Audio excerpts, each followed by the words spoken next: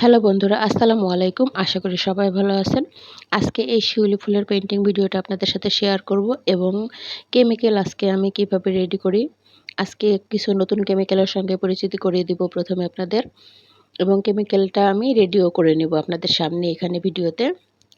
তো এখানে আমি নিয়েছি এনকে বাইন্ডার, হোয়াইট পেস্ট, নিউটেক্স, অ্যাপ্রিটন এবং অক্সাল নিয়েছি।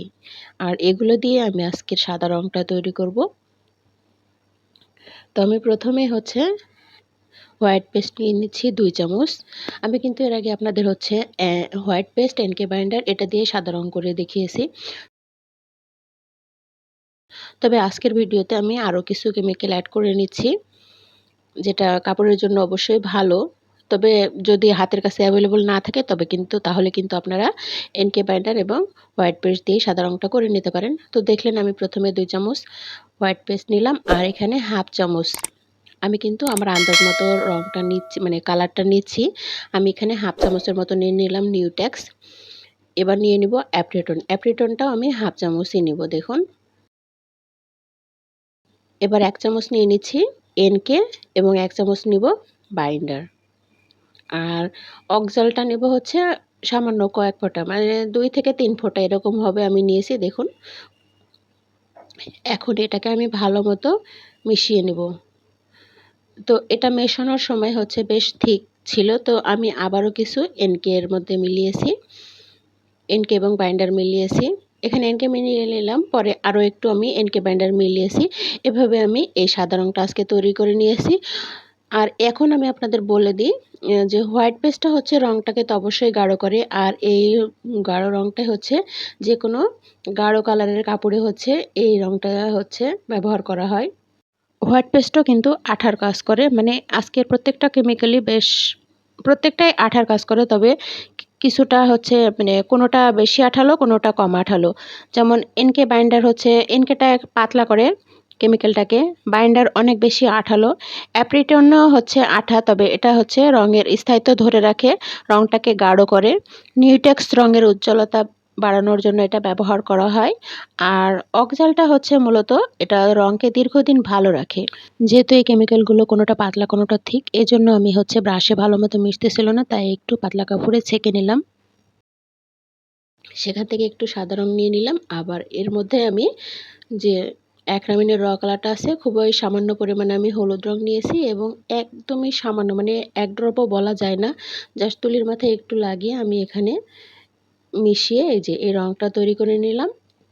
কারণ কাপড়ের রংটা আমার গাঢ় কালার, এখানে মেরুন খয়েরি কালারের এই কাপড়টা, যদিও ভিডিওতে লাল মনে হচ্ছে। এখন এই রংটা দিয়ে আমি পাতার কালারটা করে নিচ্ছি। পাতাতে ভিডিওতে আপনারা আগেই দেখেছেন 2টো কালার দিয়েছি। তো প্রথমে আমি হালকা কালারটা করে নিয়েছি। গাঢ় কালারের কাপড়ের উপরে রং করতে গেলে মানে হোয়াইট পেস্টের হেল্প নিতেই হয়। এটা মানে এইখানে ট্রান্সপারেন্ট পদ্ধতিতে কাজ করতে পারা যায় না, যার কারণে এখানে হোয়াইট পেস্ট অবশ্যই দিতে হবে, এবং হোয়াইট পেস্টের সাথে অন্যান্য কেমিক্যালগুলো ব্যবহার করা হয়েছে যেন রংটা খুব বেশি মোটা খসখসে না হয়ে যায়। তবে খুব বেশি এটা মোটা হবে না, যেহেতু এখানে আমি অ্যাপ্রিটন নিয়েছি, নিউটেক্স নিয়েছি। এগুলো রং ঘন করে ঠিকই, কিন্তু মানে খুব বেশি মোটা হয় না রংটা। এই রংটা শুকিয়ে যাওয়ার পরে আমি আবারও এটাতে ডাবল দিব, তখন অবশ্যই দেখতে পাবেন। যেহেতু আমি তুলিতে খুব বেশি রং ব্যবহার করতেছি না, এটা শুকিয়ে যাওয়ার পরে অনেক বেশি হালকা হবে। যদি এখানে আমি মোটা তুলিতে করতেছি, পরে আবার ছোট তুলি আমি চিকন তুলি নিয়ে নিয়েছি। তবে অবশ্যই তুলিটা আপনাদের কাজের সুবিধার জন্য ব্যবহার করবেন। আর এটা তুলি যেটা সিনথেটিক তুলি, সিনথেটিক ব্রাশ, সেই ব্রাশগুলো দিয়ে এখানে হোয়াইট পেস্ট দিয়ে যখন আপনারা পেইন্ট করবেন, তখন আপনারা সিনথেটিক ব্রাশ দিয়ে কাজ করার চেষ্টা করবেন। তখন রাব্বি সুপার তুলি দিয়ে না করাই ভালো।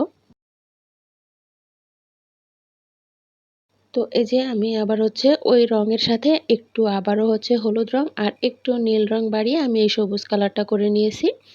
তো অফ ক্যামেরাতে আমি সবুজ রংটা করে নিয়েছি। এখন এই রঙগুলো শুকিয়ে যাওয়ার পরে আমি এর উপর দিয়ে আরও একটা প্রলেপ দিয়ে দিচ্ছি।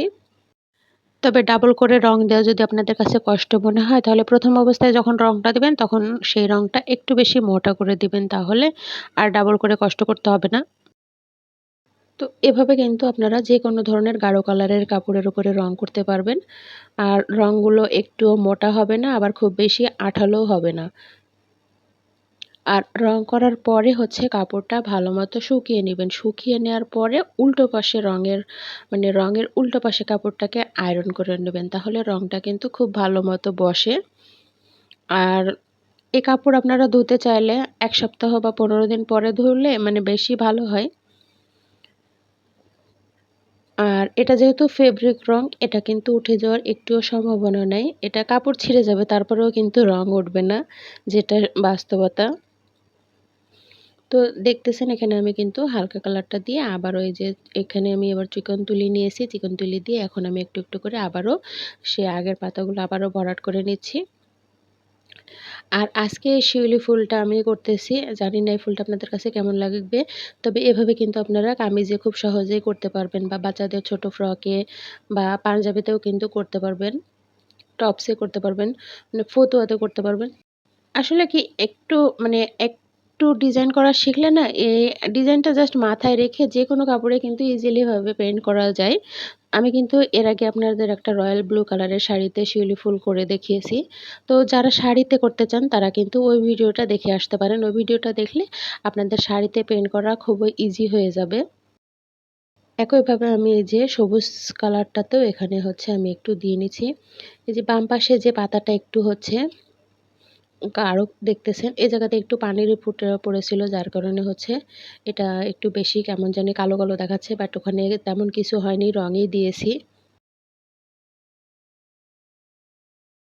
আর বন্ধুরা, আমার ভিডিওগুলো আপনাদের কাছে কেমন লাগে জানাতে ভুলবেন না। ভালো বা খারাপ যেটা লাগুক অবশ্যই কমেন্ট বক্সে জানিয়ে যাবেন। আমার ভিডিও দেখে যদি কারো একজনেরও উপকার হয়ে থাকে সেখানে আমার সার্থকতা। এভাবে কিন্তু আপনারা চাইলে নিজেদের কাপড়েও প্রিন্ট করতে পারেন। এছাড়া চাইলে কিন্তু ছোটোখাটো বিজনেসও দাঁড় করাতে পারেন। আমি কিন্তু রং তৈরি থেকে শুরু করে সবকিছুই আপনাদের বলে দিই। এভাবে কিন্তু নিজেরা রং তৈরি করে খুব সহজেই হচ্ছে কাপড়ে পেইন্ট করে নিতে পারেন। এবার হালকা কালারটা দিয়ে আমি সবুজটা, যেটা গাঢ় সবুজ, সেটাতে হচ্ছে পাতার শিরা দিয়ে দিচ্ছি। আর গাঢ় কালারটা দিয়ে আমি যেটা হালকা কালারের পাতা, সেটাতে আবার হচ্ছে শিরা দিয়ে নিব। তো এভাবেই হচ্ছে আমি পাতার কালারটা কমপ্লিট করেছি। পাতার কাজটা শেষ হওয়ার পরে আমি হচ্ছে শিউলি ফুলগুলো এঁকে নিব। শিউলি ফুল তো আমার মনে হয় যত ধরনের ফুল আছে সবগুলো ফুলের মধ্যে মনে হয় শিউলি ফুলটাই আমার কাছে সবচেয়ে বেশি সহজ লাগে। জানি না আপনাদের কাছে কিরকম লাগে, কোন ফুলটা সহজ অবশ্যই কমেন্ট বক্সে জানিয়ে যাবেন। এই জায়গাটা দিয়ে আমি একটু ডালের মতো করে দিচ্ছি। ডালের মতো করে দিলে আরেকটু ভালো লাগবে। আর আজকে কিন্তু দেখলেন আমি কিন্তু খুব সহজে খুবই কম কালার দিয়ে আমি কি সুন্দর শিউলি ফুলের একটা ঝাড় করে দিলাম। তো এভাবে কিন্তু খুব ইজিলি ভাবে আপনারাও পেইন্ট করে নিতে পারেন।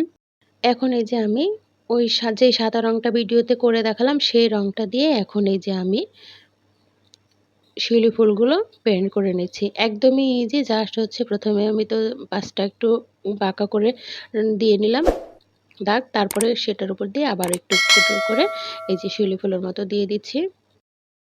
আপনাদের কোথাও কোনো বুঝতে সমস্যা হলে বা রং কেমিক্যাল নিয়ে কোনো সমস্যা হলে অবশ্যই আমাকে জানাবেন। আমি চেষ্টা করব আপনাদের সমস্যাগুলো দূর করার। ভিডিওটি ভালো লাগলে ভিডিওর নিচে একটা লাইক দিতে ভুলবেন না। আর যারা আমার চ্যানেলটি নতুন দেখতেছেন প্লিজ চ্যানেলটি সাবস্ক্রাইব করে পাশেই থাকবেন, যেন আমি নিত্য নতুন ভিডিও দেওয়ার সাথে সাথে সেটা নোটিফিকেশন আপনাদের কাছে পৌঁছে যায়। আর হ্যাঁ, আপনার যদি পেইন্টিং ভালো নাও লাগতে পারে, আপনার পরিচিত কারোরও ভালো লাগতে পারে, তার হয়তো উপকারে আসবে। অবশ্যই ভিডিওটি উপকারী মনে হলে অবশ্যই আপনারা আপনাদের টাইমলাইনে শেয়ার করবেন, বা আপনাদের ফ্রেন্ডস এবং ফ্যামিলি মেম্বারদের সাথে শেয়ার করবেন, যেন তারা আমার ভিডিওটি দেখে কিছুটা হলেও উপকৃত হয়। এতে আমারও অবশ্যই উপকার হবে। আমার ভিউ বাড়বে। হয়তোবা তাদের পছন্দ হলে তারাও আমার চ্যানেলটি সাবস্ক্রাইব করবে। এজন্যই হয়তো বলা আপনাদেরকে বারবার। তো এইভাবে এই যে খুব সুন্দরভাবে আমি শিউলি ফুলগুলো পেইন্ট করে নিলাম। আশা করি ভিডিওটি আপনাদের কাছে ভালো লেগেছে। যারা এতক্ষণ কষ্ট করে ভিডিওটি দেখলেন তাদেরকে অসংখ্য ধন্যবাদ। আর যারা আমার চ্যানেলটি এখনও সাবস্ক্রাইব করেননি প্লিজ চ্যানেলটি সাবস্ক্রাইব করে সাথেই থাকবেন। আমি কিন্তু ২ ভাবে আপনাদের সাদা রং তৈরি করা দেখিয়েছি। এনকে বাইন্ডার দিয়েও সহজেই কিন্তু সাদা রং তৈরি করে নেওয়া যায় হোয়াইট পেস্টের সাহায্যে। আবার কিন্তু এই যে আজকে আমি আরও ৩ টা কেমিক্যাল আপনাদের সামনে দেখিয়ে দিলাম। এভাবেও কিন্তু সাদা রংটা খুব সহজেই করে নিতে পারবেন। এই ২ পদ্ধতিতেই সাদা রংটা তৈরি করা হয়। আর এই রংটাই হচ্ছে মানে সাদা রং হিসেবেও ইউজ হয়, আবার হচ্ছে কেমিক্যাল হিসেবেও ইউজ হয়। এই কেমিক্যালের সাথে হচ্ছে ধরে নিলেন ১ চামচ মানে কেমিক্যাল নিলেন, তার সাথে ১ চামচের ৪ ভাগের ১ ভাগ অ্যাক্রিলিনের যে কালারটা আছে সেটা মিলিয়ে নেবেন। নিয়ে হচ্ছে ফেব্রিক কালার তৈরি করবেন।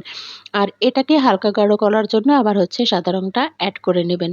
তো এই যে আমার ফুলগুলো তৈরি হয়ে গেছে। এখন ফুলগুলোর মানে পেইন্ট করা হয়ে গেছে। এখন ফুলের উপরে আমি এই যে কমলা কালার দিয়ে দিচ্ছি। যেহেতু শিউলি ফুলের বোটাগুলো কমলা কালারের হয়।